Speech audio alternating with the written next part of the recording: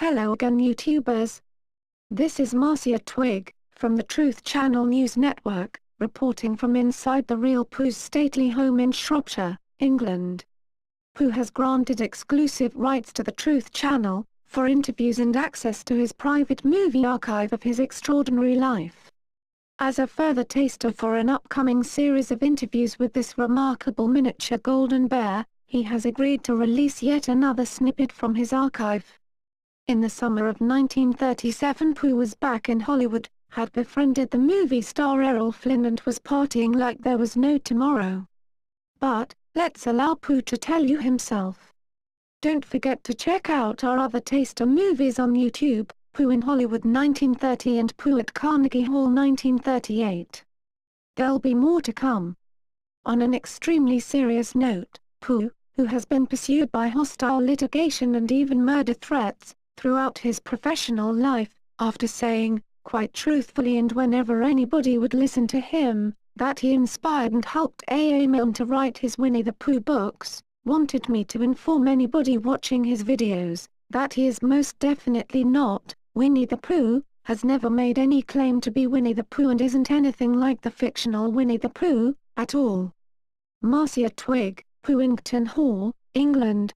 Well, hello, and thank you for taking a peek at this latest archive movie of me. Well, yes, this time taken during my second stay in Hollywood, at the end of the 1930s. I moved back to Hollywood in mid-1937, after getting well and truly fed up of the terrible cold weather in Great Britain.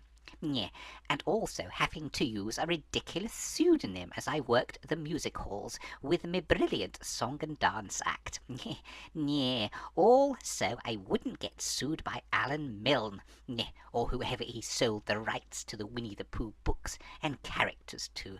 He was so ungrateful. I was his inspiration, nay muse, and he did keep me locked up in the cellar of his cottage for nearly 4 years.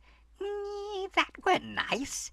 Anyway, I digress, as is my wont. The footage you are about to see were taken on the set of The Adventures of Robin Hood, starring my best Hollywood buddy, Errol Flynn, sometime during 1937. Where we had met at the party my friend Lola had thrown to welcome me back to Tinseltown. We had both got rather tired and emotional, as they say, and ended up falling asleep under the same table at Lola's house. Anyway, we got into an argument, Errol and I. Well, yes, Errol said I was sticking my paw up his nose. And I said he had my ear in his mouth anyway. We decided to settle the matter with a bout of fisticuffs. At his place the very next day. Well, he had to lie on his front, so he were the same height as me, and yes, I gave him a good whooping to be sure. In fact, I think I won by a knockout. Well, yes, that cemented an enduring friendship that lasted until the very end. Oh, he died far too early. We was birds of a feather, as they say in England, Errol and I. We both had an eye for the ladies, a great fondness for hard liquor, and a tendency to get into difficult-to-explain away scrapes. Well, yes. Anyway, there I go, digressing again.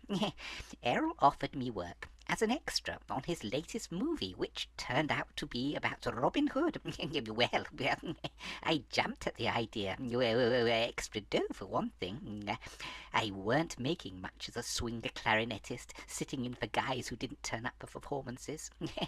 What I didn't know was that Errol hadn't any business hiring extras, and I only got into one scene. The famous one, where all the merry men swing down out of the trees, before the director spotted me and ordered me off the set, on the dubious grounds that none of the Robin Hood legends mention anything about him having a merry bear. Anyway, before that happened, Lola had appeared with her home movie camera and taken the short film you are about to see. She had it colour tinted later. I hope you enjoy it. I do. You look young in it. Well, yes. Love Pooh. Hello, Lola. Thanks for coming onto the set to film me in my costume. Isn't it simply splendid? Well, it's a me-sized version of the one Errol is wearing. And here's a star. I is just about to take up my position for today's big scene. The one Errol has let me be in. We've got to climb up into those trees behind me, and then swing down on the bad guys and knock them off their horses. Well, it's very exciting. We only rehearsed it once, and I got it a bit wrong. But they say they can replace the expensive Technicolor movie camera I smashed into, so that's all right.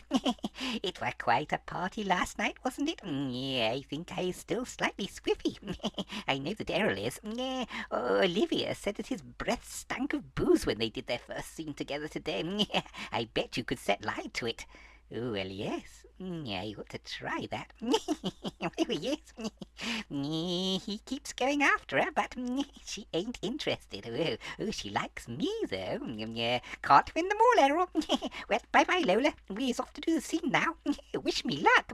Yes.